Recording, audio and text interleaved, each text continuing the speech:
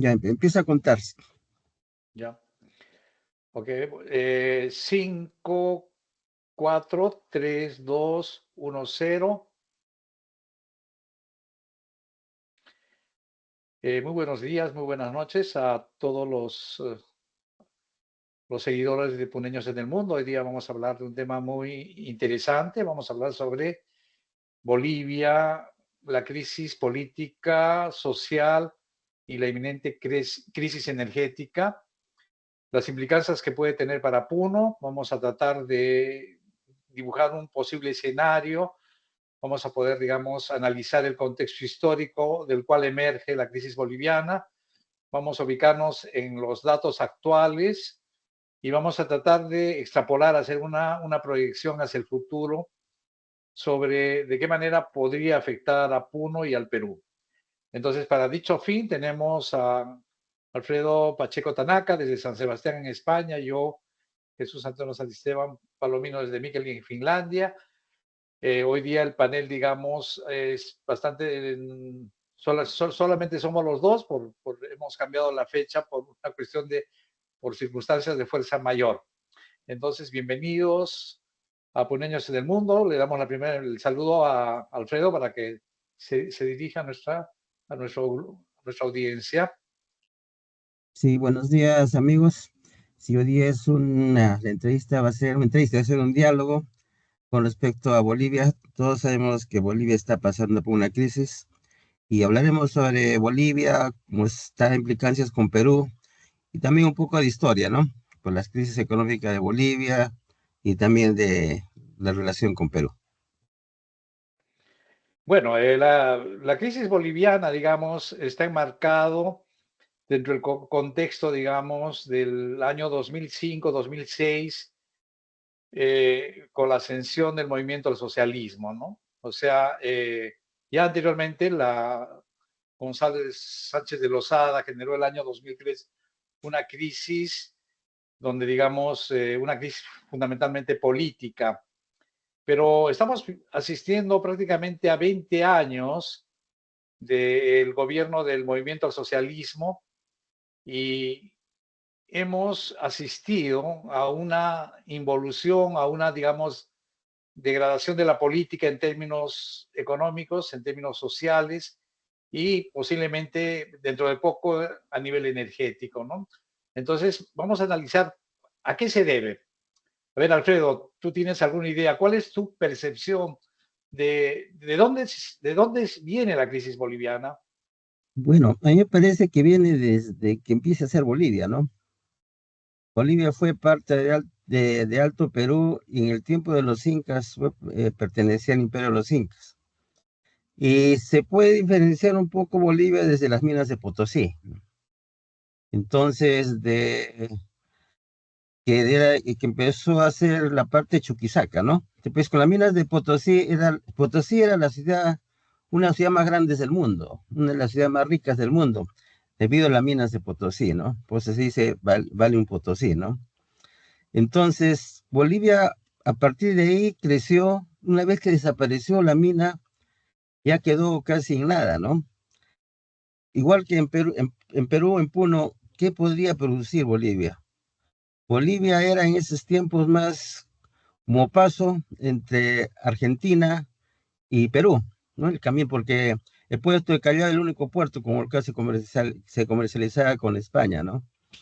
Entonces la historia, me parece que el problema viene de esa época, ¿no? ¿Qué produce Bolivia? Bolivia siempre ha sido minero en ese caso, porque las partes de alpaqueras, toda esa zona era más en la zona altiplano, ¿no?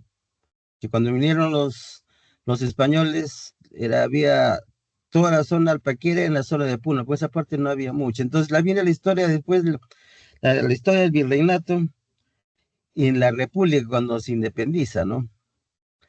Y pasó a ser un poco más antes parte del virreinato del Río de la Plata, que era junto con Puno, también decía el virreinato del Río de la Plata.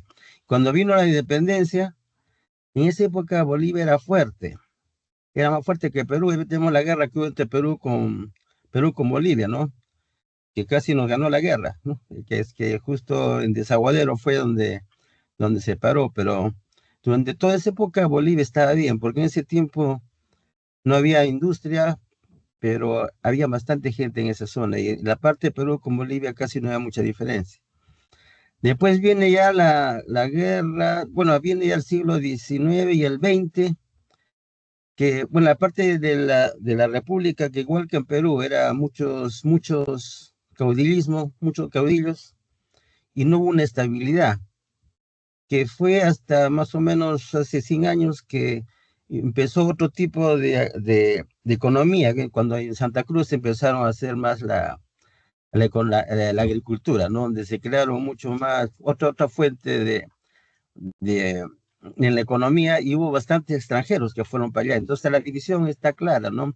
La parte de la sierra y la parte de Santa Cruz, ¿no? Que las exportaciones ya recién empezaron a hacer otra. Pero la parte de la sierra continúa siempre con la minería, ¿no? Entonces eso lleva hasta ahora que prácticamente son dos países diferentes, ¿no? Que están pegados, comunes, pero falta, como tienen mucha identidad. Y después llega la época de la guerra que tuvo con la guerra del Chaco, ¿no? Y después de la guerra del Chaco también tuvo una crisis económica, ¿no? Entonces, desde ahí, nada más antes con la guerra con Chile, ¿no? Entonces todas las guerras que pasaron, con la economía quedó mal, ¿no? Entonces nunca estuvo bien. Y aparte que no tenía mucho de producción, ¿no? Hasta que llegó inicio del siglo XX, cuando vinieron las minerías de estaño, ¿no? Como los patiños, ¿no? Entonces hicieron la vida de estaño que después cayó.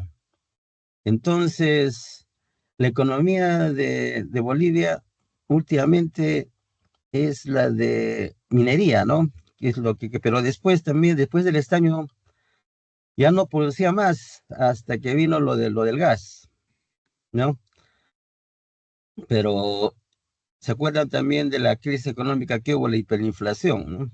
Que ahí vieron los primeros paquetazos con Jeffrey Sachs que hizo el paquetazo, ¿no? Que bajó la inflación. Y también condenaron la deuda externa de Bolivia. Ese era el momento donde Bolivia pudo haber mejorado, ¿no? Cuando con Sánchez de Lozada, con todo mejor economía, ahí empezaron a las exploraciones, a explotar el gas, ¿no? Pero por la crisis que hubo del el 2000, la crisis brasileña, la crisis rusa, entonces hubo mucho descontento, ¿no? Hubo crisis económica, igual que pasó con Perú. Entonces, con esa época era del chavismo, del siglo XXI, y tomaron a Evo. Bueno, prácticamente Evo fue un títere de Chávez. Entonces, ya la economía que estaba bien, ya cambiaron todo, ¿no? Ya empezaron a hacer, ya pues volverse el socialismo del siglo XXI. Y ahí empezó a caer la economía, ¿no? Empezó a crecer con el gas que Sánchez Lozada, o más antes lo empezaron a explotar, y llegó en los 14, en 2012, 14, donde tuvieron la mayor cantidad de reservas, la mayor cantidad de exportación de gas, ¿no? Pero se lo gastaron todo, ¿no? Entonces ya no hubo más, expropiaron el gas, la producción de gas, ya no hubo más exploración, ¿no? Entonces empezaron a gastar todo lo que tenían, ¿no? Y entonces llegó hasta ahora, ¿no? No exploraron más, no encontraron más, y están viviendo de lo que se está acabando, ¿no? Que ya justo ahora ya no exporta más gas, dejó de exportar gas a Argentina, que es el único que exportaba. Entonces, a partir de ahora ya no tiene que exportar para exportar gas. Entonces ahí está la crisis. No tienen dólares, no tienen gas y no tienen que producir. La mayor producción es lo que queda en Santa Cruz, ¿no? Excelente. Yo pienso que es una reseña histórica muy, muy, muy buena, sintética.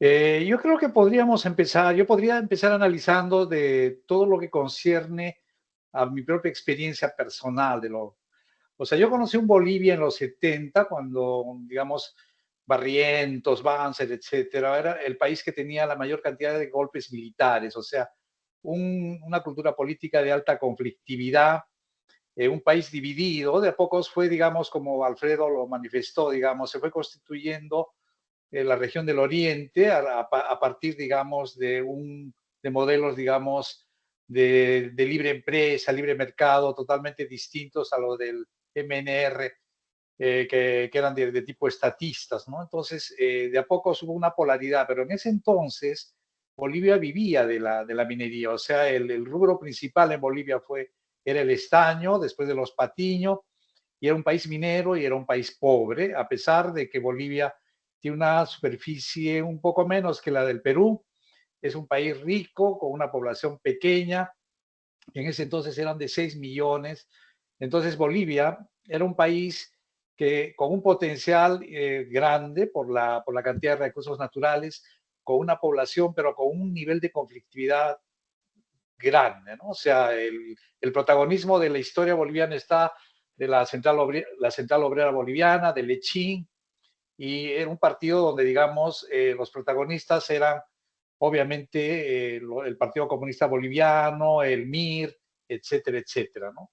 Entonces, el primer gobierno, eh, o sea, la UDP, que es el primer gobierno de izquierda, que es un frente, con Siles Suazo, que dicho sea de paso, una izquierda bien interesante y una izquierda respetable, ¿no? Porque era una izquierda que a pesar que tenía que lo tenía el Partido Comunista como parte de la alianza, era una izquierda que decía que ya renunciaba totalmente a la revolución y que luchaba por mantener las libertades democráticas en todos los niveles, ¿no? O sea, una cuestión bastante, digamos, sumamente respetable.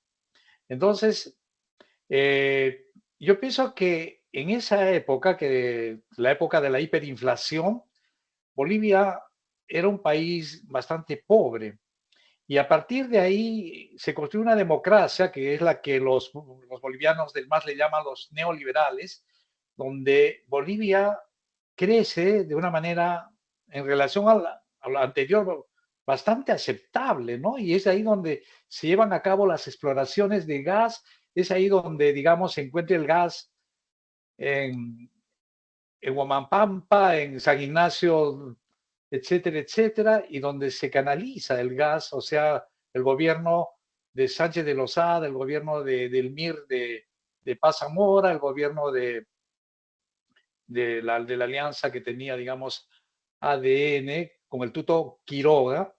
Entonces, ellos fueron los que transformaron Bolivia para bien. ¿Por qué? Porque le permitieron no solamente, o sea, no solamente a partir de la minería, sino crear un rubro que le va a dar el auge económico más grande en toda su historia. Y ahí, por ejemplo, lo tenemos muy bien, digamos, cómo a partir del 2006, que es donde entra Evo Morales, empieza, digamos, a haber un incremento, no solamente en el volumen, digamos, de la explotación del gas, sino también en el precio. O sea, de $25 por barril al comienzo del 2006, se llegó más o menos a la tercera, o sea, se triplicó a 75 y a veces llegando a cifras como 120. O sea, cualquiera hubiera sido el gobierno que entró en ese entonces, en esa coyuntura, hubiera encontrado las arcas llenas y hubiera hecho lo que Evo Morales hizo. O sea, y dar la sensación de que Evo Morales tuvo la varita mágica, la varita mágica para transformar la economía boliviana. O sea, mejor dicho, el auge económico de Bolivia es del, el auge del gas, a partir no solamente, digamos, de los precios empujados por una activación de la China, la India, o sea, de digamos, un crecimiento exponencial de las economías asiáticas que generaron demandas, y de tal manera que Bolivia, digamos, muchos de sus productos, digamos, que eran, digamos, productos primarios, tenían mejor aceptación en el mercado, pero también a través de los gasoductos que iban hacia Brasil y al gasoducto que iba hacia Argentina. Entonces, estamos hablando, en principio, si vamos a hablar con propiedad, porque no podemos permitir que se distorsione la historia, que se manipule la historia como siempre se ha hecho. El mérito es de los gobiernos de Sánchez de Lozada, de Tuto Quiroga, de Paz Zamora. ellos fueron los que encontraron, ellos fueron los que canalizaron, ellos fueron los que explotaron el gas. Y lo que Evo Morales y el MAS hizo fue solamente usufructuarlo. Y como vamos a ver posteriormente, o sea, ese usufructo significa el derroche de 120.000 millones de dólares. O sea, no solamente, digamos, el derroche tiene varias vertientes, ¿no? El derroche viene no solamente por, digamos, el gasto fiscal, que era como que se incrementó 10 veces, o perdón, que de 2000 a 20, sí, 10 veces. El gasto fiscal por el desuso de todas las arcas del Banco Central, no solamente por, digamos, el incremento de la deuda interna y externa, no solamente por eso, sino también por el uso, el usufructo de todos los dineros de los fondos de pensiones y sobre todo por la corrupción. Todo eso ha hecho de que Bolivia, y ahí lo tenemos perfectamente, como las reservas internacionales que llegaron a su auge el año 2014, vemos cómo de a pocos esas reservas se van reduciendo, porque a partir del 2014 ya existió una crisis, pero el gobierno de Evo Morales, para mantener la fiesta, para hacer creer de que el bienestar seguía, empezó a echar mano no solamente a las reservas, sino a incrementar los créditos, de tal manera que el endeudamiento boliviano se ha ido incrementando a cantidades, digamos, altísimas. Entonces, aquí, por ejemplo, vemos perfectamente cuál es digamos, las cifras, digamos, de la caída del superávit del sector público, porque obviamente es un sector elefantiásico, es un sector que tiene 300.000 personas y donde el requisito para entrar ahí es que tú tienes que ser miembro del movimiento del socialismo, tal como, digamos, lo denunció gente incluso de izquierda. Entonces, ahí tenemos un montón, digamos, de el déficit fiscal, en la cual, digamos, va a ser difícil, digamos, mantenerlo por la crisis inminente. Bueno, hasta aquí yo creo que le damos la palabra a Alfredo para que siga, digamos, en los comentarios. Sí, sí. Como en la mayoría de las crisis, igual que pasó en Argentina, igual como en Perú, la crisis económica viene por el déficit fiscal. Como vemos en este cuadro, cuando hubo el boom de la exportación del gas, entonces esos años tenían superávit fiscal.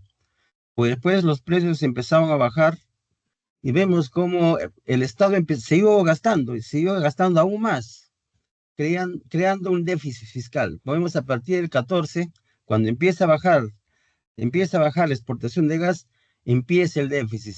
Entonces, lo que quieren hacer es lo que hicieron y siguen haciendo es poner más dinero en el mercado para pagar más gente, para que trabaje más gente el Estado, pero como no tiene ingresos del gas, porque empezaron a bajar, entonces empieza a hacer el déficit.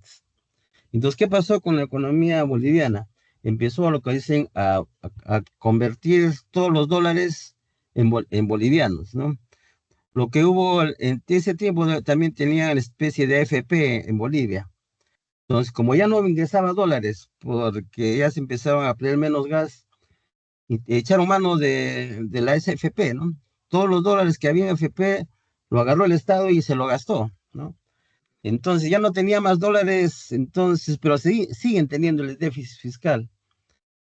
Y al tener ese déficit, ¿qué empezaron a hacer? A producir más moneda, ¿no? Aquí vemos la base monetaria en azul, ¿no? Entonces, ¿qué es lo que hicieron ahí? Empezaron a imprimir más bolivianos para mantener el precio del dólar. Pero esto, dentro de poco, se va a convertir en inflación. Ya está convirtiéndose en inflación, ¿no? Entonces viene la siguiente etapa, ¿no?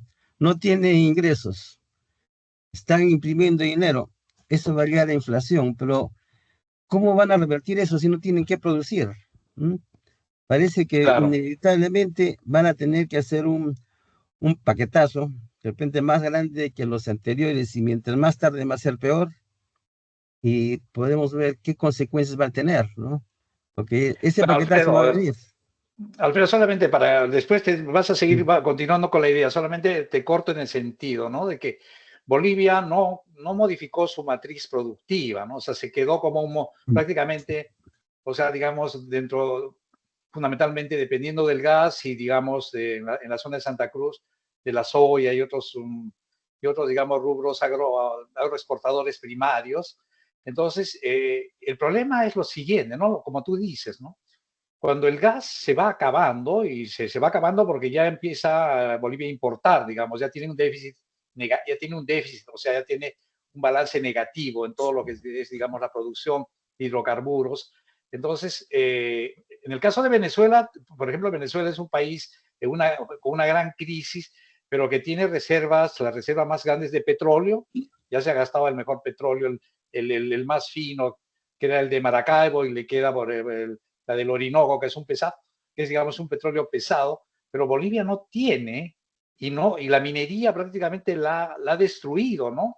O sea, a través del cooperativismo. O sea, mejor dicho, Bolivia creía, o sea, a partir de la ignorancia de sus dirigentes, de que el gas era, digamos, un eterno, y que el auge económico iba a ser eterno, ¿no? Entonces, al no tener, digamos, la minería, al no haber tenido los incentivos suficientes, entonces yo pienso que el problema, estamos ante un escenario un poco, hasta podríamos decir, apocalíptico, ¿no? Porque obviamente, o sea, hasta constituir una industria o vamos a ir al escenario más optimista, digamos, para el caso de Bolivia, de que apareciera otro rubro como el litio, o que, digamos, apareciera otra crisis mundial donde se demanda en forma masiva la soya, etcétera, etcétera, etcétera, o el oro, etcétera, etcétera. Pero yo pienso que va a haber un momento en que Bolivia va a tener que pasar por una crisis parecida a la de Venezuela, ¿no? Entonces, ese es, digamos, un escenario apocalíptico. Y el problema no solamente es, ya en lo social está empezando a haber, digamos, una polarización que puede, en el peor escenario, llevar a la fragmentación de Bolivia en dos partes.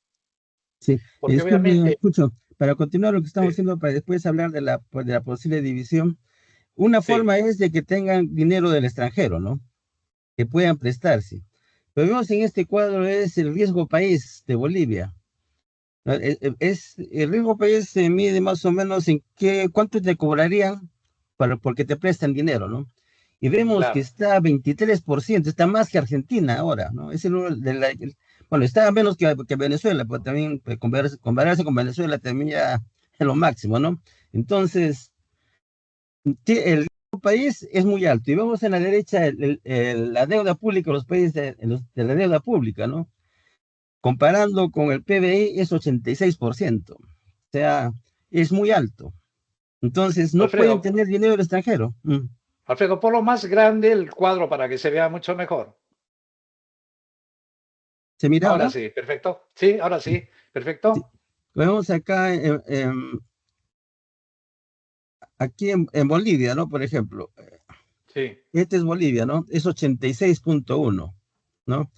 Esto indica cuánto, con respecto al PBI, en un año el país, cuánto produce con respecto a la deuda, es 86%. O sea, debe casi todo lo que puede producir un año. Es uno de los más altos de Bolivia, de Latinoamérica, claro. ¿no? Y Sí, el riesgo país, por tanto, muy alto. Entonces, tampoco puede conseguir dinero del extranjero, ¿no? claro. Entonces, lo tiene muy difícil. Sí, Sigue, escucho. sigue. Sí, sí. No, bueno, entonces es el problema, estoy hablando de excelente, o sea, los bonos soberanos, etcétera. Cómo, digamos, Bolivia ha ido por mantener la fiesta, o sea, mejor dicho, mantener la fiesta significa, en otros términos, por mantenerse en el poder, ¿no? Mm. Por hacerle seguir creyendo a la gente de que, digamos, Bolivia es un país con el más bajo de la inflación, que el modelo comunitario, social, comunitario, como le llaman, ¿no? O sea, es exitoso, alentado por toda la izquierda internacional, porque era, digamos, su único referente que quedaba, ¿no? O sea, sus referentes todos sucumbieron. Entonces, Bolivia hasta hace un año todavía el modelo, digamos, el modelo incluso gente Puno, ¿no? Como por ejemplo el candidato Johnny Lescano decía que Bolivia había crecido más que el Perú, ¿no? O sea, y de eso vamos a hablar ahora, porque vamos a hablar de por qué esas mentiras trascienden a Puno y trascienden en el campo académico, ¿no? ¿Cómo puede ser posible que esos indicadores que ya nosotros los sabíamos hace 10 años y sabíamos que se iba a venir esa Puno a nivel, digamos, de la academia, de los economistas, de los sociólogos, seguían manteniendo que este era el modelo, que, digamos, había que copiar, que el Perú tenía que hacer una asamblea constituyente para copiarle el modelo a Bolivia, ¿no? Entonces, de eso vamos a hablar en la segunda parte. ¿Por qué esas mentiras? ¿Por qué esa, digamos, distorsión de la historia, de las cifras económicas, pueden sorprender a gente que ha ido a la universidad, ¿no? Está bien que Sí, yo convengo que esto puede sorprenderle a la señora del mercado, ¿no? Pero gente en Puno que ha hablado, digamos, y que lo ha invitado a Evo Morales para ser, digamos, ser nombrado doctor honoris causa en la universidad. Entonces, de eso vamos a hablar dentro de unos minutos. Pero acá, por ejemplo, se ve perfectamente que era, digamos, inminente que todo esto iba a suceder. O sea, mejor dicho, estamos hablando desde el 2016, cuando empieza, digamos, a ver, digamos, ahí la caída, y en este cuadro perfectamente vemos cómo empiezan a echar manos a las reservas, desde el 2015 en realidad. Entonces, estamos viendo en caída libre todos los indicadores económicos, la balanza de pagos en cuenta corriente, la balanza comercial, la balanza de bienes y servicios, el déficit fiscal, etcétera, etcétera, y cómo se subsidian los alimentos, el precio del gas, y se sigue en las redes sociales hablando del gas boliviano barato cuando en el Perú es caro, ¿no? O sea, ese tipo de, digamos, de propaganda, digamos, para sorprender a los ingenuos, ¿no? sí, también Entonces, lo del famoso litio, ¿no?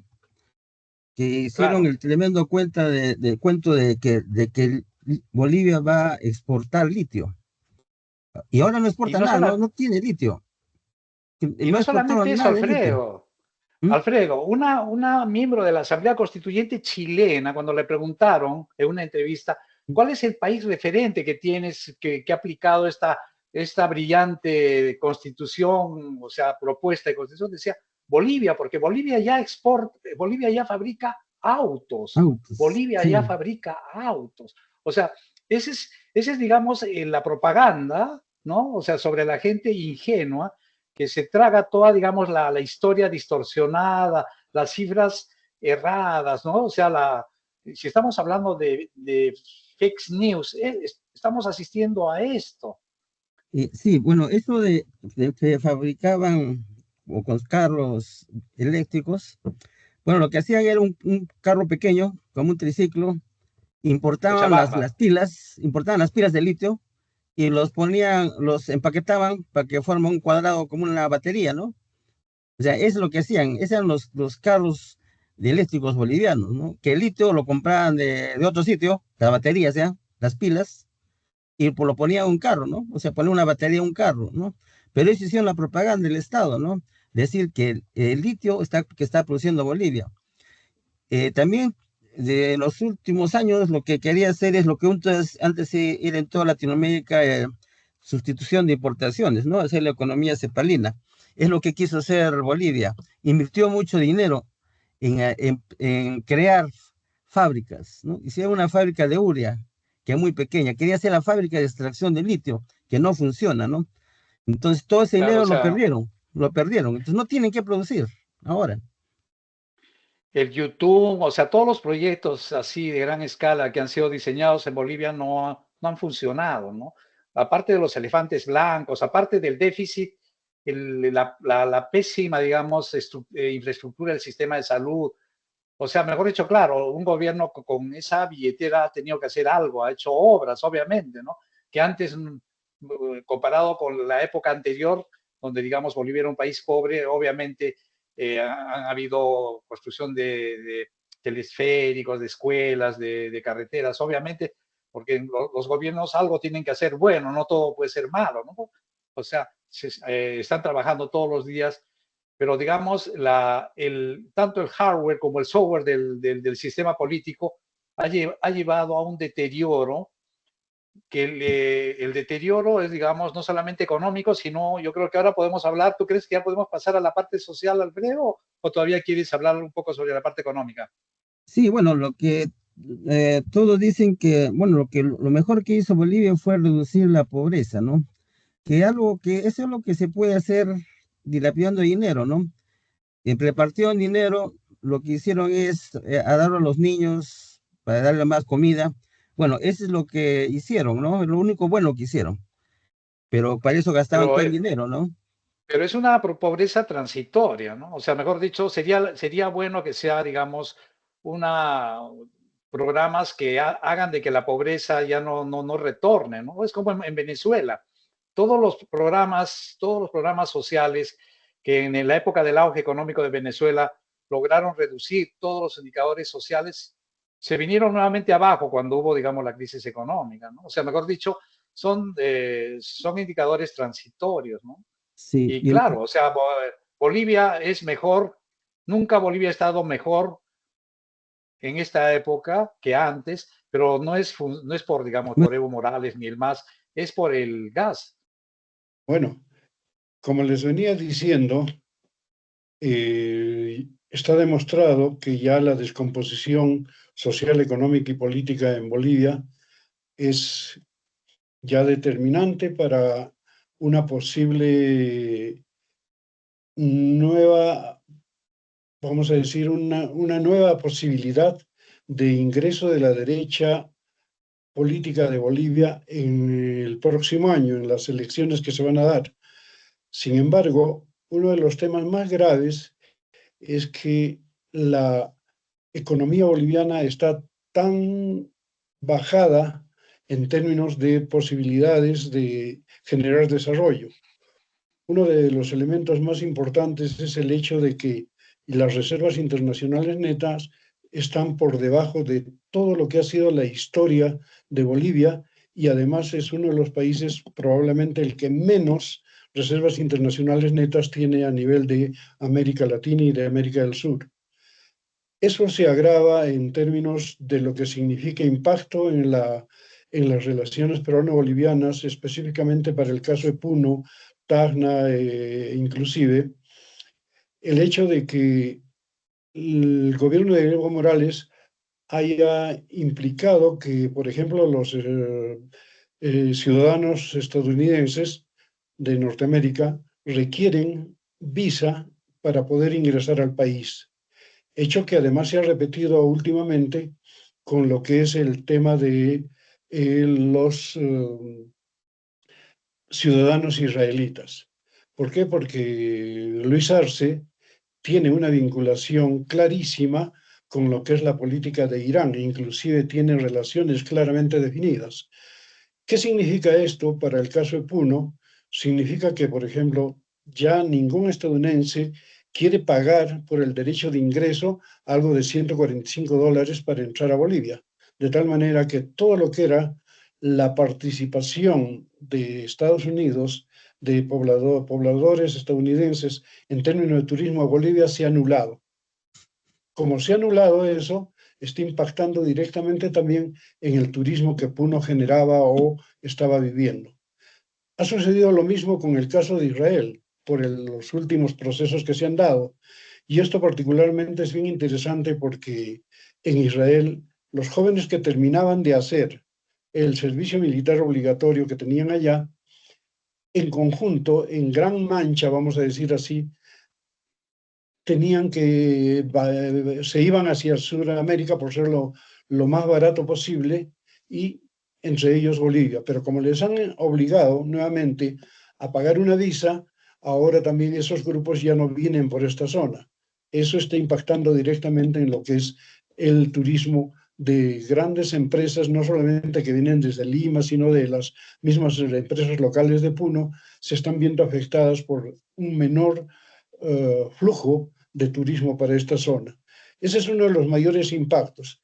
El otro tema está referido al hecho de la militarización de la frontera boliviana, bajo el argumento de que los peruanos o el Perú está llevándose los alimentos básicos que producen ellos hacia el Perú.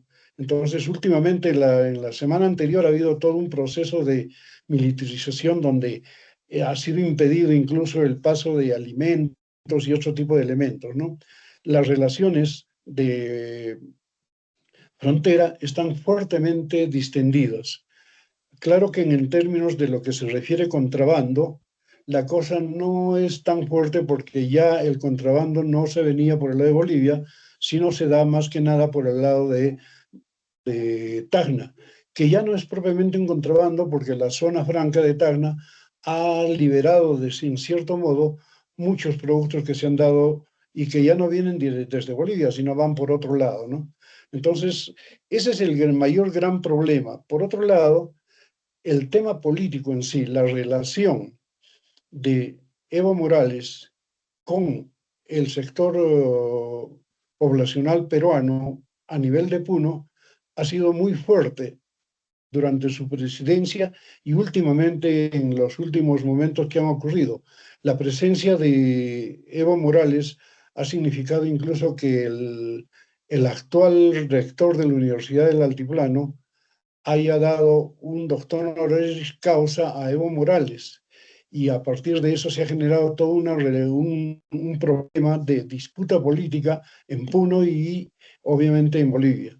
Sin embargo, hay que decir que la presencia del grupo de armado, vamos a decir así, de Evo Morales, los denominados Ponchos Rojos, se ha hecho muy patente en Puno, sobre todo en las provincias limítrofes como son el Collao, Chucuito, Yunguyo, etcétera, y por el lado norte, Huancané. Creo que por ahí hay un tema bastante fuerte que está incidiendo en la, vamos a decir, en el pensamiento de la población de Puno, sobre todo la población aymara, dado que Evo Morales está hablando fuertemente de crear la nación aymara, a pesar de todo lo que se le ha venido en contra. Creo que lo que se defina en el próximo año, en términos de elecciones, va a definir cómo esta relación entre Perú y Bolivia, básicamente el impacto que va a tener esa relación en Puno, se va a aclarar. Pero por el momento, la situación está tal como les he mencionado. Desde el punto de vista de las ferias de comercio que habían en Desaguadero, los días martes y viernes, estas han reducido prácticamente a un 50-40% de lo que era el comercio en términos binacionales. Creo que hasta ahí les puedo mencionar algunos elementos que últimamente se han dado. No sé qué dicen Excelente, Guido. ustedes. Te agradecemos. Alfredo, ¿tienes algún comentario? Sí, sí, el próximo año las elecciones, pero no sé si habrá elecciones, ¿no? Con el problema que tienen ahora, de repente no van a querer dejar el gobierno, ¿no? Sabemos como en Venezuela, ¿no? Una vez que está ahí no lo sueltan. Entonces, no va a ser que están haciendo una pantomima ahora peleándose entre ellos, pero al final se van a unir porque no les conviene a ninguno de los dos dejar el poder. No sabemos qué puede pasar. Claro, es cierto. O sea, realmente, digamos, el fracaso de las elecciones judiciales, el hecho de que hay un vacío, o sea, en toda la institucionalidad. Bueno, si es que las reglas de juego no sirven para nada, si nadie cree en las reglas de juego, entonces es un escenario, digamos, incierto, incluso en guerra civil, ¿no? O sea, yo creo, digamos, a mí lo que me asusta de todos los escenarios posibles es, digamos, de que pudiera haber una confrontación, no solamente entre las fracciones del MAS, sino, digamos, la media luna para defender sus intereses, digamos, frente a, digamos, a la involución, digamos, del tejido social, ¿no? Entonces, es sumamente difícil, digamos, hablar. Yo pienso que en ese escenario de la lucha de poder, yo creo que estamos hablando de un tercio por un tercio por un tercio, ¿no? Porque Bolivia no es Venezuela, ¿no? En Bolivia hay un nivel de conflictividad y de, vamos a decir, digamos, de salir a las calles como no existe en otro país de Sudamérica, ¿no? O sea, Bolivia se ha caracterizado de la época de, yo me acuerdo de Natus Bush, etcétera, etcétera, y no hablemos de Sencata, todos estos, el problema de la crisis del 2019, el 21F, etcétera. En Bolivia hay un nivel, digamos, de, vamos a decir, de que los bolivianos toman las calles, ¿no? O sea, no es tan fácil de que, digamos, un grupo manipule al otro, ¿no? Entonces estamos hablando de un, a mí lo que me da miedo, honestamente, es que corra sangre, y eso sería el peor escenario. Entonces, si es que corre sangre, entonces estamos hablando, digamos, de que va a haber una fuga también de exiliados políticos, de gente corriendo de los escenarios de violencia que se van a venir a nuestro país, ¿no? Entonces, ese es un escenario.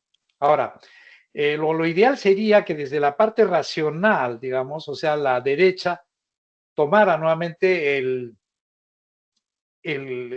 tomar el poder en Bolivia, pero cualquiera sea el gobierno de derecha va a encontrar un país en bancarrota, ¿no? Y en medio de esa cultura Ese es boliviana el gran política, problema.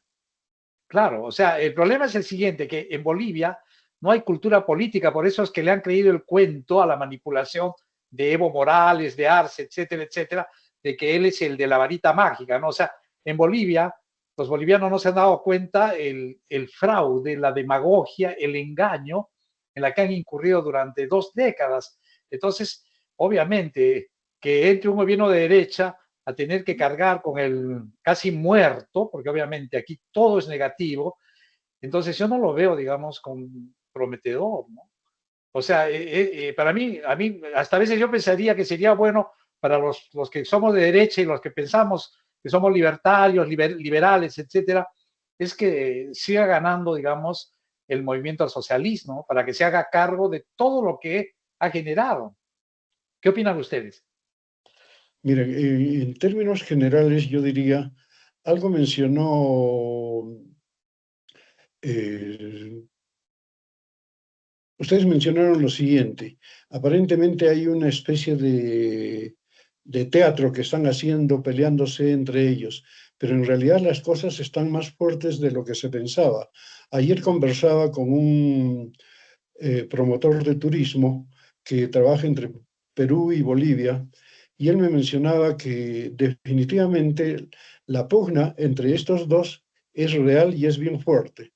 Y es real y es bien fuerte porque en este caso, quien ha querido manipular todo el gobierno ha sido Evo y Arce no ha aceptado eso. Es más, se está generando una división tan grande que sí podría haber una posibilidad de sangre en las calles, porque como dijiste tú, Antonio, hay Bolivia se caracteriza por tomar las calles. La marcha que, por ejemplo, estaba haciendo Evo Morales es una marcha bastante larga, pero la hacen, la acompañan, la gente se une.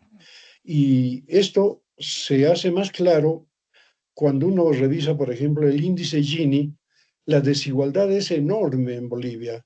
La desigualdad casi llega al punto 1 de lo que significa la estadística, no sea una desigualdad total.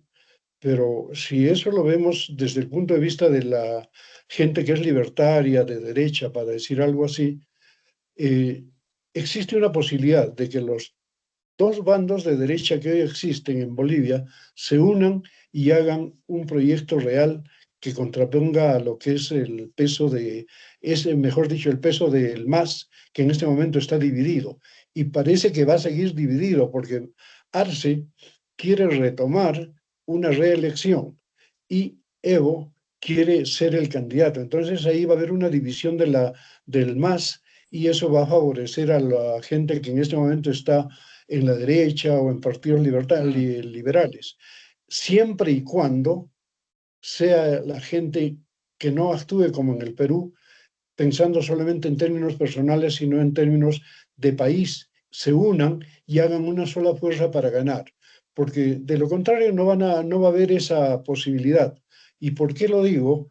Porque la mayor, vamos a llamar la mayor población campesina que asume los dictados, digamos, la política de Evo Morales y del MAS en general, está justamente en los departamentos más poblados, La Paz, Cochabamba, estamos hablando de Sucre, y bueno, todos esos que están en el altiplano, vamos a decir, y un poco en la parte baja media. Eso va Claro. a determinar definitivamente qué es lo que va a pasar en el próximo año en las elecciones. Y eso va a determinar también cuál va a ser la relación entre Perú y Bolivia y el impacto que pueda generarse hacia el departamento de Puno. Lamentablemente en el departamento de Puno hay un sector mayoritario que viene desde la universidad y que en algún momento creo, no sé si compartí con ustedes algo que escribí hace el año pasado, sobre el tema de la presencia de Sendero Luminoso. Si antes Sendero estuvo solamente en el norte de Puno, como consecuencia de todo lo que venía desde el Cusco y otras zonas, ahora se ha posicionado a través del magisterio en el sur de Puno, digo, sí, en el sur de Puno, en la frontera justamente con Bolivia, y eso hace que haya un escenario que facilita las cosas para la política de Evo y de ellos, ¿no? Entonces, De eso vamos, Huguito, de hay eso un vamos a impacto. hablar dentro de un rato. Perdona que te corte, de eso vamos a hablar dentro de un rato, o sea, ese tipo de implicancias, ¿no? Yo voy a comentar algo, ¿no? O sea, por ejemplo, yo estuve en Puno, en Ilave, a fines de los sí, a fines de los 90 prácticamente, ¿no? Uh-huh. O sea me estoy desubicando en el tiempo, ¿no? Pero lo cierto era de que yo fui a La Paz después de muchos años. Yo estuve el año 80, estuve en Bolivia cuando hubo, digamos, el golpe de García Mesa, ¿no? El golpe de García Mesa. Entonces, cuando yo regresé a La Paz, encontré una Paz totalmente moderna, diferente, y pude visitar a mis amigos bolivianos, uno de ellos que fue mi viceministro, ¿no? O sea, Fernando Loaiza, de minería. Éramos un grupo de amigos en la universidad. Entonces, yo encontré un Bolivia totalmente moderno, cambiado, La Paz. Y era la época, digamos, en que estaba esos gobiernos que se denominan neoliberales, ¿no? Entonces, cuando yo cruzaba la frontera de Casani, o sea, el desaguadero a Yunguyo, era como que pasaras de Estados Unidos a México. O sea, Bolivia era moderno, iluminado, y Perú era lúgubre, oscuro, con casas de paja, ¿no? O sea, la diferencia en ese entonces de Bolivia había logrado, porque nosotros estamos viviendo la peor crisis de nuestra historia, de la época del terrorismo, de la violencia política. Entonces, los peruanos no saben eso, no saben, siempre hablan de Bolivia como que Bolivia cambió a partir de Evo Morales, pero no saben, y esto es lo que yo quiero enfatizar, es que en ese entonces, en esos gobiernos, Bolivia empezó a cambiar y cambiar para bien, empezó a modernizarse, empezaron a haber una serie, digamos, no solamente de infraestructura, sino de emprendimiento. El Alto empezó, digamos, a surgir como una ciudad. Y entonces, el año 2003 hubo una crisis política y no fue una crisis económica. La guerra del gas no fue una crisis económica, fue una crisis política generada por la izquierda, generada por el socialismo del siglo XXI, financiada a partir, digamos, de todo el foro de Sao Paulo por Hugo Chávez, financiada por Lula de Silva, por Cuba. Entonces, esa crisis que, digamos, ese es un tipo de golpe, es una variante de golpe, ¿no? Que le hicieron prácticamente a Sánchez, porque le mandaron, obviamente, o sea, la izquierda manda, o sea, asusa a los jóvenes para que se inmolen en nombre del pueblo, ¿no? Entonces, de ahí es donde crean la escalada, ¿no? Que hicieron prácticamente para que Gonzalo Sánchez de Lozada renunciara, ¿no? Ese escenario es posible en cualquier momento, Hugo y Alfredo, es posible, ¿no? O sea, mejor dicho, el poder de manipulación que tienen esos sectores radicalizados en cualquier escenario siempre es posible. Pero en Latinoamérica el fil de la balanza lo pone el ejército, ¿no? No es que hubo acá un pequeño golpe de Estado ficticio. ¿Se acuerdan que quisieron tomar el Palacio de Gobierno, entró una tanqueta, y que al final creo que estaba todo manipulado? El principal en Latinoamérica, ¿no? El fil de la balanza es el ejército, como en Venezuela, ¿no? A todos los generales les dieron dinero, eran directores de todas las empresas públicas y siguen siendo, ¿no? Por lo tanto, lo tiene el ejército en su bolsillo, ¿no? Pues no pueden hacer nada. No sé Claro. cómo no sé cómo estará en Bolivia, ¿no? ¿Qué tanto, si será institucional o no el ejército, o estará siendo manipulado? Mire, yo he Sí, a ver, trabajado, yo he trabajado entre Perú y Bolivia con un proyecto que se llamaba Proyecto Interinstitucional de Guaru Guaru, que luego, con base a la experiencia peruana, creamos en Bolivia el proyecto de Sucacoyos, que era la misma palabra pero en Aymara. Han sido 10 años de trabajo en los que yo he estado viviendo prácticamente entre Perú y Bolivia. Y la experiencia, específicamente de todos los años 90 hasta el 2001, ha sido que Bolivia en ese periodo ha tenido un periodo bastante interesante de crecimiento, más o menos sostenido, donde las cosas estaban bien, la política estaba caminando apropiadamente hasta la aparición de Evo Morales. Y Evo Morales aparece como producto de su trabajo en la zona de Cochabamba, en la zona Chapare. del Chapare, Cochabambino, donde se produce la mayor cantidad de coca y de donde sale además vamos a decir, la materia prima para que luego en Venezuela se produzca la cocaína. Pero esto es a partir del 2003, 2000 en adelante, y que se va acentuando cuando aparece ya Evo Morales como presidente. Esta situación determina que a partir de ese momento el dinero que el Estado tiene y que ganaba por el gas y todo lo demás se haya utilizado de manera indiscriminada, más que nada en bonos y en la creación de programas de carácter populista. Pero además por la política que se generó, se impidió la participación de capitales extranjeros, no nos impidió, se limitó la participación de capitales extranjeros en la exploración de mayores fuentes de gas. De tal manera que hoy en día el gas que tenía Bolivia existe, pero no existe en términos de ya poder seguir sacándolos. De tal manera que su mayor fuente de recursos se ha caído abajo. De ese modo, Claro. como dijiste, Antonio, cualquier presidente que asume el poder el próximo año va a encontrar un país en bancarrota. Y peor, un país que ni siquiera tiene unas posibilidades inmediatas de resolver ese tema, a menos que desde ahora ya se estén haciendo algún tipo de gestiones para poder, por ejemplo, generar mayor inversión, ese tipo de cosas, ¿no? Creo que por ahí el tema está bien complicado para Bolivia y de alguna manera, por lo que ya mencioné antes, las relaciones que ha generado Evo Morales con la población rural sobre todo y con gran parte de la población urbana, porque, ojo, que si conversamos con el Alto de Bolivia o el Alto de La Paz, Alto de La Paz es como hablar de un Juliaca, pero con un Juliaca con una ascendencia campesina muy fuerte, que no tiene entendimiento de política, pero sigue a Evo Morales por la imagen, ¿no? Es decir, me representa, soy igual que él. Y entonces ahí hay un gran problema para la gente liberal, de derecha, que existe en La Paz. La Paz tiene dos puntos muy importantes. La Paz como capital política actual, la parte histórica de La Paz y en el nuevo La Paz que está en la parte baja, Obrajes y toda esa zona, con diferencia en lo que es el Alto La Paz.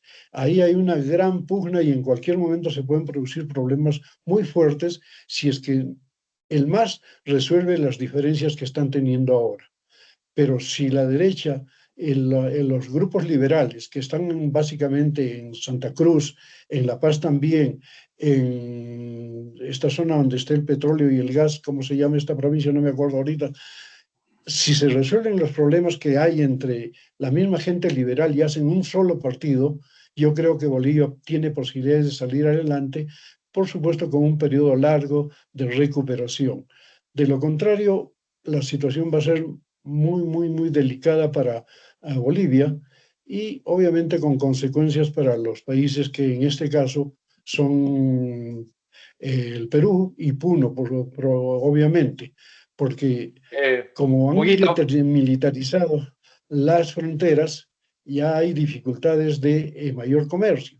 Argentina, por su lado, ha limitado la salida de alimentos, harina y otras cosas que pasaban a Bolivia, y Bolivia está en este momento en un problema muy serio de abastecimiento, y si a eso se agrega el hecho de que no hay moneda extranjera como el dólar o los euros, Entonces ahí la cosa se complica.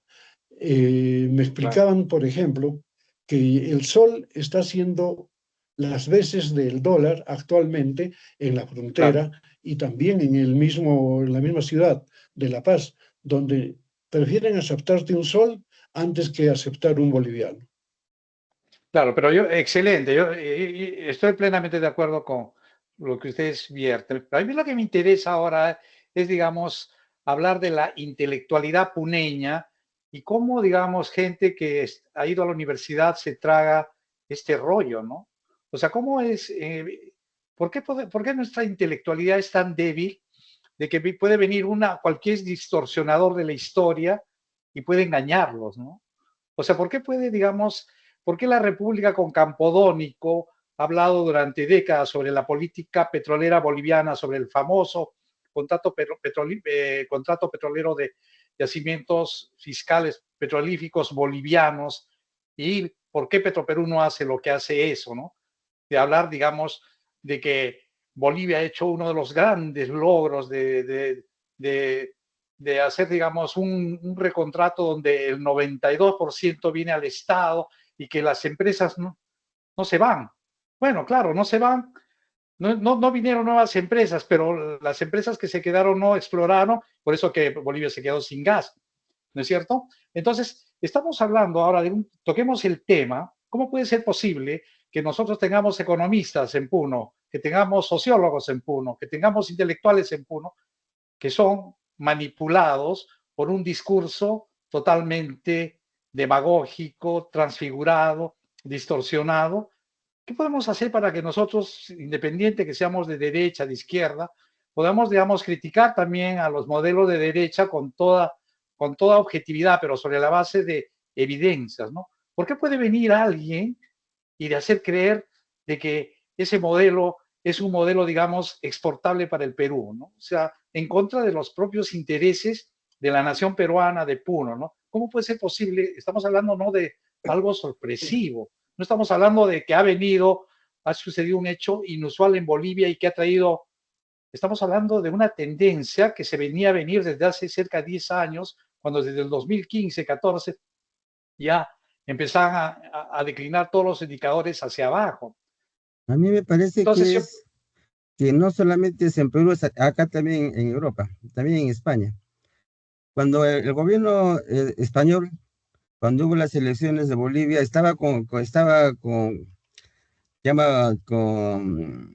con la Kirchner.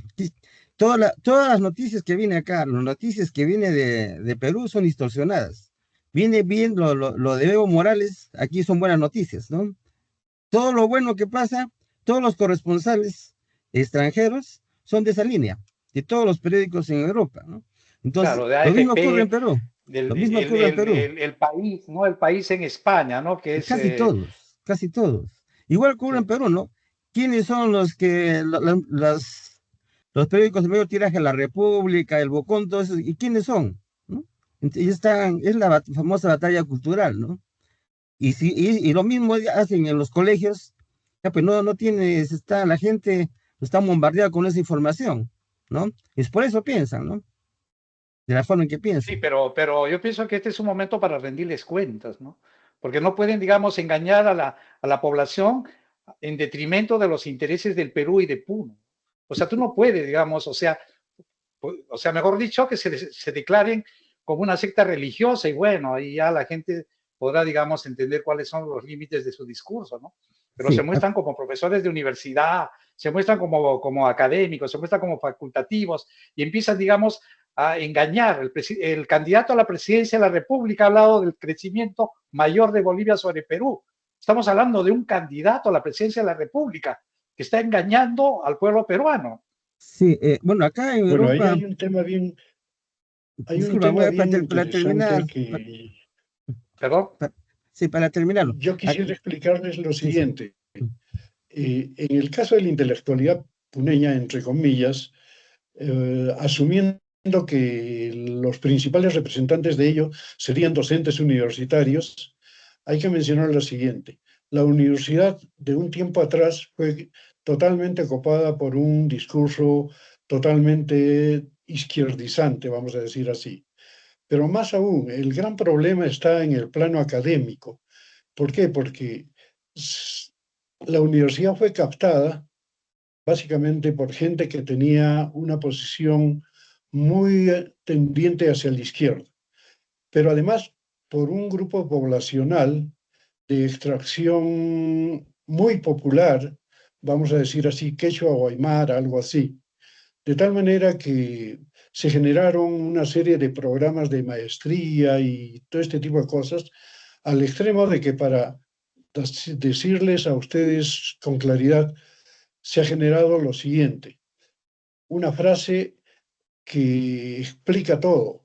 El doctorado no quita lo tarado. ¿Y eso por qué? Porque hay muchos doctores, muchos magísteres, etcétera, pero que no responden a esa calidad de título. Entonces, la universidad se ha plagado de docentes con una calidad titular muy alta, pero con una calidad académica bastante baja.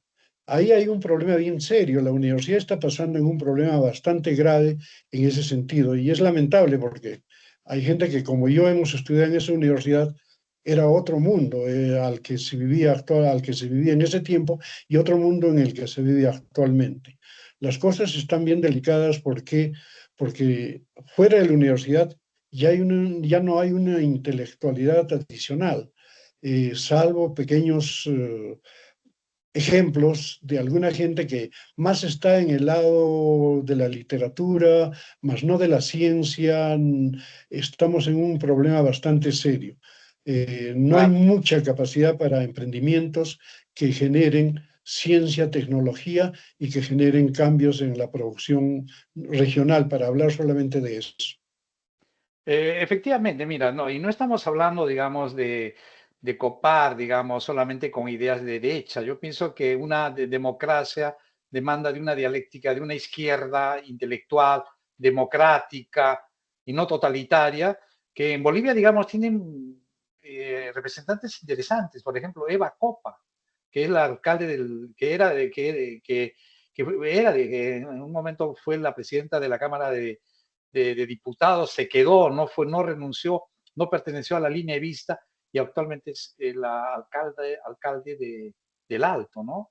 Tenemos incluso a Choquehuanca, que es académico. Hasta podría decir de García Linera, que es el poder invisible, es, digamos, porque Evo Morales es una persona que tú te puedes dar cuenta que no te aguanta una entrevista que esté fuera del contexto de la teoría del complot, ¿no? Evo Morales, si tú le preguntas sobre tú qué opinas, por ejemplo, sobre la política energética, no, él no puede, y sin embargo, la gente asume que él es el líder, ¿no? O sea, es el líder en el aspecto, digamos, solamente de la disputa por el poder, ¿no? Pero, digamos, incluso García Linera, y ahí vas a encontrar algunos intelectuales, María Galindo, ¿no? Que es trotskista, que es respetable, ¿no? O sea, uno puede tener su discrepancia, pero podemos encontrar, digamos, honestidad, convicción y deseo de aprender, deseo, digamos, de ideas interesantes, ¿no? No es que queramos solamente decir de que caer en el tribalismo, decir que solamente los de la derecha y que la izquierda debe ser exterminada, no. Queremos rescatar en Puno una izquierda que sea democrática, que ha sido eclipsada por todos estos por toda la izquierda, digamos, radical del socialismo del siglo XXI, de Sendero Luminoso y todos los filos, digamos, del fascismo de izquierda que han copado, digamos, la universidad. Entonces, yo pienso que de este programa lo que queremos es que si alguno de ellos cree que lo que nosotros estamos hablando es falso, bienvenido. Esto sería un excelente, digamos, tribuna, sería un excelente, digamos, escenario para una, digamos, una discusión alturada, ¿no? O sea, por ejemplo, si es que el gobernador de Puno, el rector de la universidad o el decano de ciencias sociales considera que Evo Morales es una persona digna de ser nombrada doctor honoris causa, bienvenido. Vamos a discutir. Yo tengo las evidencias que ese señor que actuó con Estrupo, que es pedófilo, y no es de ahora, no es que ahora, digamos, sino ya María Galindo lo denunciaba desde hace 10 años, ya se conocía desde hace 10 años en múltiples programas, Desde hace 10 años ya se sabe cómo la coca del Chapare va para el narcotráfico, ¿no es cierto? Desde hace 10 años ya se sabe cómo Evo Morales es, digamos, un miembro del socialismo del siglo XXI. Entonces, yo estoy dispuesto, digamos, a poder, digamos, polemizar con ellos. Tienen la palabra ustedes. Mira, sí, yo quisiera mencionar lo siguiente. Primero decir que García Linera en realidad es el hombre pensante en Bolivia y es el poder detrás del trono, vamos a decirlo así. Sí. Pero en este caso, él no puede aparecer ante la muchedumbre que respalda a Evo Morales o a Arce, porque él es, vamos a decirlo entre comillas, es blanco, no refleja la identidad de esa población. Eso por un lado. Pero por otro lado vamos a tener en cuenta lo siguiente, ¿no? Es decir, si nosotros vemos cuál es la política de Evo Morales y por qué Evo Morales ha entrado con tanta fuerza al Perú, a Puno, inclusive hasta el Cusco, como si fuera su casa, porque desde el punto de vista de lo que es narcotráfico, lo que él ha estado al proponer la anexión, por ejemplo, de Puno, etcétera, a Bolivia, lo que él está tratando de hacer es garantizar un corredor de narcotráfico que llegue vía Puno, las zonas de Sandia, Carabaya y hasta el Chapá, hasta el Brain. Esa es la idea que él ha tenido tras toda su política que ha trabajado y la mantiene. Lo que pasa es que en el Perú todavía no hay una inteligencia suficientemente activa porque este gobierno la ha descuidado y no se está cuidando de aquello. Hoy en día Sandia y Carabaya tienen altos niveles de producción de coca, pero además de eso ya se han detectado pequeños, vamos a decir, no aeropuertos, pero sí espacios donde pueden aterrizar con tranquilidad grandes helicópteros. Entonces, hay toda una intencionalidad en la política de Evo Morales que está jalando para ese fin. En el Perú, en el Puno, los gobernadores, alcaldes, no tienen la capacidad de darse cuenta de aquello por su origen. Por ejemplo, el actual gobernador de Puno, antes de ser gobernador, ¿qué es lo que ha sido? Ha sido fiscal, y un fiscal de medio pelo, vamos a decir así. Entonces no tiene conocimiento de lo que es desarrollo, de lo que es una política en serio, desde el punto de vista de lo que es promoción de democracia y este tipo de cosas. El alcalde mucho menos. Entonces, este tipo de problema está siendo aprovechado por Evo Morales, se ha dado cuenta de esa debilidad y está introduciéndose por Puno hacia las zonas que ya les he manifestado, tratando de marcar un nuevo corredor de narcotráfico. Ojo que el tráfico en Sandia y Carabaya, sobre todo en la zona de Sandia, es bastante alto. Y si a eso se agrega que hoy tenemos la interoceánica totalmente clara hasta Madre de Dios, la cosa está fácil para generar aquello. Hay un problema bien serio en ese sentido. Y no nos olvidemos que en Milave hay toda una experiencia de lo que es narcotráfico, ¿no? Ha habido un periodo de gobierno en el cual así es, al cual entrar a la península ahí, en toda la zona de Cachipucar, toda esta zona, es imposible, porque estaba dominada por el narcotráfico, producción de coca. Entonces ahí, de cocaína, mejor dicho, ¿no? Ahí la cosa está clara y la definición va a tener que darse a través del gobierno nacional, porque el gobierno regional no la está viendo, no la está considerando. Es parte parte del socialismo del siglo XXI, porque de Bolivia pasa a Venezuela y de Venezuela pasa a Estados Unidos, ¿no? Y Venezuela también es un gobierno del narcotráfico. Entonces, sale libremente los aviones de Bolivia y se van para Venezuela, ¿no? De ahí reabastecen y se van para Estados Unidos. Es parte es la parte de la red mafiosa, ¿no? Que se viven del narcotráfico. Los gobernantes viven del narcotráfico, ¿no? Estados Unidos sabe también, Estados Unidos tiene que hacer la vista gorda, ¿no? Porque también los está usando, ¿no? Porque es en la geopolítica internacional, Estados Unidos, porque Estados Unidos también sabe que esto pasa, no es que no saben, ¿no? Lo están dejando hacer, lo están dejando hacer, la geopolítica también está jugando acá. Pero lo que nosotros creemos que debemos hacer es abrir la conciencia a la población de Puno, ¿no? Es, digamos, con cuáles son esos actores y cuáles son sus intereses, ¿no? Evo Morales ha destruido las organizaciones indígenas, ha reprimido todo lo que es, digamos, la marcha indígena de la Amazonía Baja de Bolivia, digamos, el Team NIPS, ¿no? O sea, ha poblado con todos sus militantes, ha hecho políticas del chaqueo, que ha quemado prácticamente la Amazonía boliviana, prácticamente ha incendiado cerca a toda la superficie de Pando. Y eso lo ha hecho, digamos, para tratar, digamos, de que sus militantes puedan, digamos, contraponer políticamente a la media luna. Evo Morales ha destruido las organizaciones indígenas porque todas tenían que estar supeditadas al MAS. Y eso, digamos, actualmente, si es que hay esa polarización es porque muchas de esas organizaciones indígenas se han dado cuenta. La primera de ellas fue hace cuando hubo la cumbre en Lima, la cumbre paralela, digamos, ¿cómo se llama?, de Asia-Pacífico, donde, digamos, no es Asia-Pacífico, sino una cumbre paralela, donde fue invitado Evo Morales, pero todas las organizaciones indígenas se opusieron a que Evo Morales sea, digamos, digamos, tenga el derecho a la Disertante. palabra, ¿no? Claro. Ujú. Entonces, yo pienso que la gente en Puno tiene que darse cuenta quiénes son los sujetos políticos y cuáles son sus intereses, ¿no?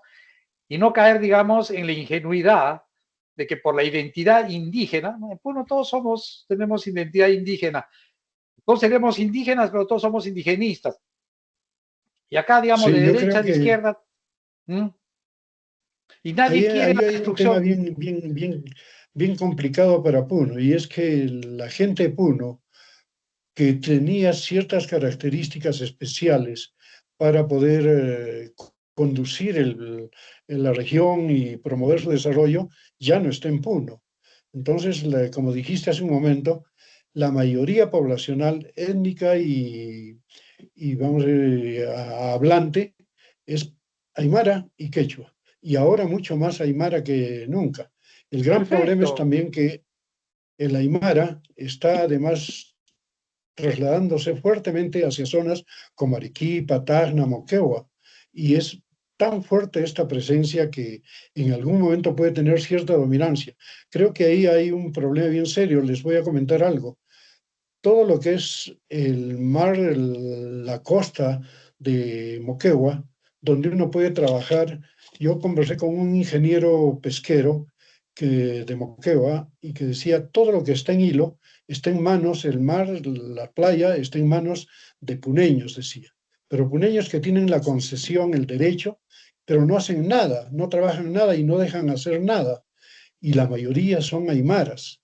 Entonces ahí hay un problema bien serio del avance poblacional porque no hay un control, vamos a decir, de natalidad ni nada por el estilo, por su propia política y por su propio conocimiento. Ellos no tienen más que la familia y la familia se reproduce fuertemente, salen de Puno, migran, llevan capital y al final Puno se descapitaliza, capitaliza Arequipa, capitaliza Tacna, etcétera, ¿no?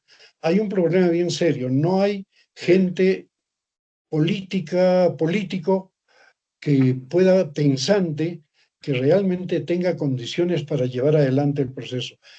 Si yo quisiera, por ejemplo, retornar a Puno y estar permanentemente en Puno y candidatear a la presidencia o a la alcaldía, me sería muy difícil. ¿Por qué? Porque no represento la imagen de la población mayoritaria de Puno. Claro, pero una cosa, Huguito, mira, yo no creo en las identidades extremas, además no son exclusivas, ¿no?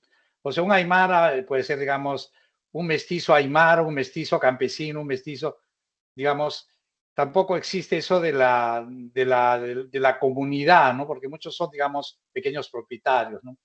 Yo he vivido un año en Ilava, en Camicachi, y en ese entonces la presencia del fujimorismo era fuerte, ¿no? Digamos, la polarización entre el grupo fujimorista y otros grupos de izquierda era, digamos, impresionante. O sea, no hablemos de no existe una nación aymara. Ese es también una construcción, digamos, que es manejada políticamente por los extremistas, ¿no? Para justamente sumar, digamos, políticamente, parte de la subversión, ¿no? Es hablar de la nación aymara. Los aymaras son emprendedores. Los aymaras tienen un nivel de emprendimiento impresionante que los ha llevado a jugar en las ligas mayores de todo lo que es, digamos, las empresas en Lima, ¿no? Entonces, estamos hablando de un grupo de gente que no sabe que esos sectores que supuestamente apoyan atentan contra sus intereses, porque obviamente lo que ellos quieren, o sea, esos grupos no son grupos que van a, digamos, a promover la iniciativa empresarial, no son grupos que van a felicitar al empresario exitoso, no, de lo contrario, la izquierda está basada en la envidia, ¿no? En ese tipo de defectos, digamos. Entonces, yo pienso que muchos de esos aymaras que creen que Evo Morales lo representan, en realidad no lo representa. Entonces, justamente de lo que se trata es de decir, bueno, nosotros los puneños tenemos varias identidades. Algunos tenemos más fuerte la identidad quechua,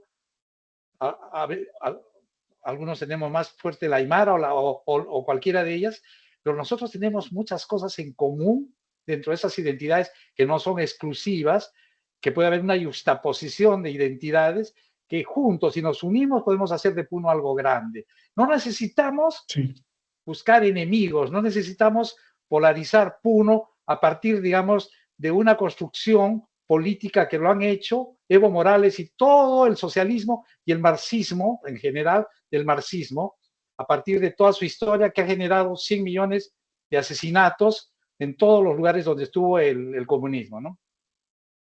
Sí, yo estoy de acuerdo con lo que mencionas. Simplemente el tema es que si Puno en este momento tuviera un grupo político que realmente que entendiera y quisiera promover el desarrollo de Puno, estaríamos bien. El tema que tú mencionaste, la población aymara, es cierto, son emprendedores, son muy activos, pero tienen un problema, es que les falta formación, educación. Son capaces de acumular mucho dinero, pero terminan finalmente en seguir haciendo comercio o algo así, pero no tienen la posibilidad de trascender aquello por falta de formación. No tienen la posibilidad de hacer industria, este tipo de cosas. Ahí hay un problema serio. Todo, por eso yo mencioné, dije, cuando el Maimara emigra con capital y todo. Y al emigrar con capital y todo, cuando llega a otro sitio, ¿qué es lo que hace? Se dedica al comercio, no se dedica a otra cosa. El único caso interesante que se ha dado en el Perú es el caso de, ¿cómo se llama? En Lima, el sector donde... ¿Cómo? Unicachi. El sector Unicachi quiso hacer algo, la gente de Unicachi, Kamikachi, quisieron hacer algo, pero no pudieron precisamente por lo que tú mencionabas, la envidia. Ellos tenían la capacidad de poder mover 5.000 millones de soles para promover lo que era un nuevo gran emprendimiento tipo Gamarra, pero no pudieron lograrlo finalmente. En Gamarra hay mucha gente que es peruana, que es de la zona de Puno, como también lo hay en el mercado central de Lima. Todo alrededor del mercado central de Lima, las tiendas que están ahí, el 90% son puneños. Aunque no lo creas, yo me he dado el trabajo de conversar uno por uno. Y en el caso de Gamarra también. Pero esto ya ha pasado a la historia, ¿no? Ya no hay más emprendimientos de esa naturaleza. Entonces, hoy en día, lo que Puno necesita realmente es un grupo político pensante que trascienda este problema de la etnicidad y del habla, ¿no? Porque, claro. te comento, cuando yo pregunté por quién vas a votar, voy a votar por tal, que era de origen campesino. ¿Y por qué? Porque él es igual que yo, me representa. Y esto es generalizado. Entonces ahí hay un problema serio. Pero además de eso, la envidia y la confrontación entre ellos.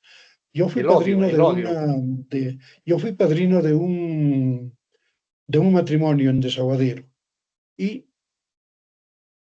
vi lo siguiente: dos señoras con muy buen vestido, falda, pollera, etcétera, muy finísimos, con oro en los aretes, en todo, y que conversaban, eran muy amigos. Se tomaron unos tragos y al final terminaron peleando porque decían que uno tenía más que el otro. Y finalmente una de ellas terminó diciéndole: pero lo que tú has empezado a hacer, te lo he permitido, yo te he dado los $500 con que tú has empezado. Y terminaron en el suelo peleándose. Es muy fuerte el tema de la envidia y la contraposición en términos de lo que cada quien es. Para ellos lo que vale es cuánto tienes, qué tienes, y no hay más para ellos. Ese es un problema bien serio a nivel de la Aymara. Claro, o sea, mira, yo pienso que la universidad, que debería ser, digamos, el ente que forma gente a todo nivel, ¿no? O sea, a todo nivel que pudiera, digamos, construir una nueva identidad puneña, integrada, sin odio, sin rencores. No, le echan gasolina al fuego, ¿no? Todo es, digamos, es, es la reivindicación de todo lo que gente que hace 100, 200, 300 años murió, hizo, y bueno, quieren transmitirle a los que tienen más o menos, se parecen a su color o a su apellido, etcétera, ¿no? Cuando nosotros somos Sí. indigenistas, ¿no? Entonces, Yo, la gente que debería construir, digamos, la gente que debería abrir la mente a nuevas ideas, a nuevas tecnologías, a tecnologías nativas, a reivindicar la cultura de una manera constructiva, es gente que destruye, o sea, indirectamente destruye, ¿no? Y es gente que, sí, digamos, no efectivamente. está a la altura, no está a la altura, digamos, de su función de ser, digamos, de guiar, digamos, a los jóvenes, ¿no? Estoy hablando no solamente de la universidad, sino del colegio. El colegio es, digamos, el rol de muchos docentes es sagrado, es, digamos, promover, digamos, la unión, el amor, y ahí lo que se promueve es la envidia, el rencor, el odio, y toda una serie en el bazar de las inmoralidades, donde el peor defecto para ellos es el ser rico, o sea, el triunfante, ese es el peor defecto, pero todas, ¿no? Así Ser es. narcotraficante, ser, digamos, contaminar el medio ambiente con mercurio, contaminar el lago Titicaca con basura, no, solamente el ser rico. Ese es el único, o el ser, digamos, místico. Entonces, estamos hablando ante ese tipo de gente que ha tomado nuestras instituciones y lo que queremos es decirle a la población, juntémonos nuevamente. No, no estoy Así diciendo de es. que se haga lo contrario. Empecemos a dialogar, empecemos a darle la oportunidad a todos aquellos que ellos no quieren escuchar para darse cuenta quién es quién, sobre la base de evidencias, ¿no? Para saber cuáles son los verdaderos sujetos que los va a llevar a ellos, a sus hijos y a sus nietos a niveles, digamos, de mejor prosperidad. Entonces, de lo que se quieren es fundamentalmente de abrir, de nivelar la cancha que está inclinada a favor de la izquierda y de todo lo que ellos han construido, distorsionando la historia, manipulando la historia, generando sesgos metodológicos para crear su propia historia, su propia ideología, etcétera, etcétera. Lo que queremos es que se nivele la cancha, nada más. O sea, algo simple. Queremos discutir, queremos nivelar la cancha, queremos que todos tengamos la misma oportunidad de conversar de igual a igual en cualquier foro, sin que tengamos que desacreditarlo porque es verde, porque es amarillo, porque es rojo, porque es alto, porque es gordo. No, todos somos iguales ante la ley. Yo creo de que, Eso es así. yo creo Yo que les voy a Puno, enviar a ustedes, un documento que escribí con algunos amigos más, producto de una investigación, en el cual lo que tú acabas de mencionar, Antonio, está totalmente propuesto en términos gráficos y en términos explicativos. Se los voy a enviar para que lo vean y de paso que también voy a agradecer vuestros comentarios, ¿no? Es algo que tiene más o menos aproximadamente 180 páginas, algo así, con muchas fotografías y todo lo demás. Lo trabajé el 2007-2008. De manera que esto va a servir como una pauta de lo que quisiéramos, ¿no? Es decir, de la integración de los quechuas, aymaras e hispanos hablantes en base a elementos comunes de los tres, ¿no? Que sean los elementos comunes los que generen identidad regional, que eso es lo que está faltando. Y a partir de esa identidad regional, promover un desarrollo integral de todo lo que es el departamento, la región de Puno. Yo te menciono que no estamos de acuerdo totalmente con lo que es la regionalización. Eso en algún momento se los voy a hacer conocer. Bueno, yo quiero pedirles me disculpen ahora porque tengo que retirarme, pero este envío que les voy a hacer, yo espero sus comentarios fundamentalmente. Por el Excelente, momento, Huguito. muchas gracias a Realmente ustedes. ha sido un honor lindo, realmente tu participación excelente. Un abrazo grande, que tengas un bonito domingo. Muchas gracias, Antonio, Alfredo también. Nos Sí, vemos en la próxima. sí, sí, nos Nos vemos en la vemos. próxima. Sí. Bueno, Alfredo, entonces yo creo que también pues, nosotros de a poco vamos a ir cerrando el programa, digamos. ¿Quieres agregar, comentar algo más sobre la crisis boliviana antes, digamos, de cerrar el programa?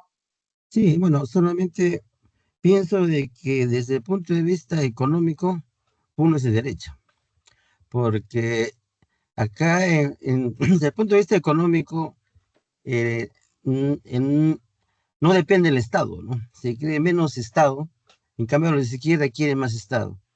En Puno no hay Estado, así es que Claro, no viven del Estado. Entonces, sin saberlo, creo que la mayoría son más de derecha. Creo que si es claro, que uno si se les sale al punto de vista económico de en qué consiste, de repente ellos van a sentirse más atraídos, ¿no? Porque a ellos claro, no les interesa el Estado ni pagar impuestos ni que les den nada, no les dan nada, ¿no? Entonces, ellos quieren menos, también más, quieren que el Estado no les moleste, ¿no? claro, Entonces, excelente, excelente, Alfredo. es un Claro, capitalismo radical, prácticamente, ¿no? excelente. ¿Qué cosa es derecha? Derecha es el cambio de la sociedad a partir de la propiedad privada, de la iniciativa y de la libertad, ¿no? De la libertad de mercado. La izquierda es el cambio de la sociedad a partir del Estado, ¿no? Y donde, digamos, la prioridad de la izquierda es también la igualdad, ¿no? No importa que todos sean pobres, pero todos iguales, ¿no? La derecha es no. Nosotros primero queremos combatir la pobreza y en el camino siempre van a haber desigualdades, pero en el camino se van, digamos, atenuando. Esa es la diferencia entre derecha e izquierda.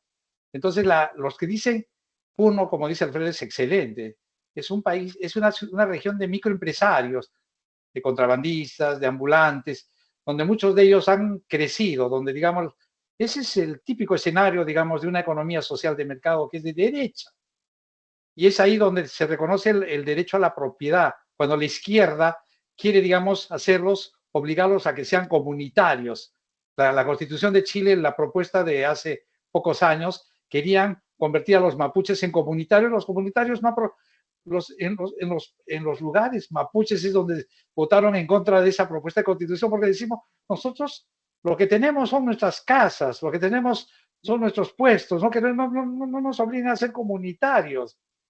Entonces es una distorsión de creer. Y en Puno la gente no se da cuenta, ¿no? La gente no se da cuenta y vota por esos señores que quieren crear un elefante de 300.000 puestos de trabajo como en Bolivia, que ha mandado a la bancarrota a Bolivia, porque todos para poder ingresar a eso tienen que ser miembros del movimiento socialista. Y eso es lo que hace la izquierda. Eso es lo que hizo en Venezuela, eso es lo que hace Cuba, y eso es lo que hace Nicaragua. Si Entonces en quiere, Puno la gente tiene que darse cuenta que Puno es de derecha, aunque no lo quieran aceptar. Puno es de derecha, los valores son de derechas, son de microempresarios, son de emprendedores, son de gente que quiere, y para poder terminar siendo bien de derecha, tenemos que despojarnos de nuestros odios, de nuestro rencor, de nuestra envidia, porque hay que alegrarse de que haya alguien que triunfe, y si triunfa es porque quizás pues nosotros cuando llegamos a casa a mirar la televisión, ellos están trabajando.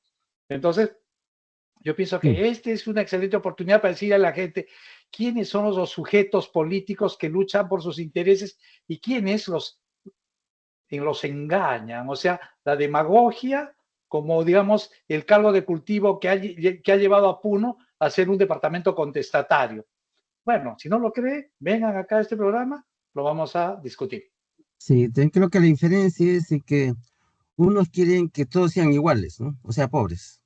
En cambio, el otro quieren que no haya pobres, ¿no? Que todos tengan más riqueza, ¿no? Es la diferencia. Unos quieren igualdad, pero igualan para abajo, o sea, todos pobres, ¿no? En cambio, el otro quiere que haya menos pobres, ¿no? O sea, crear más riqueza, ¿no?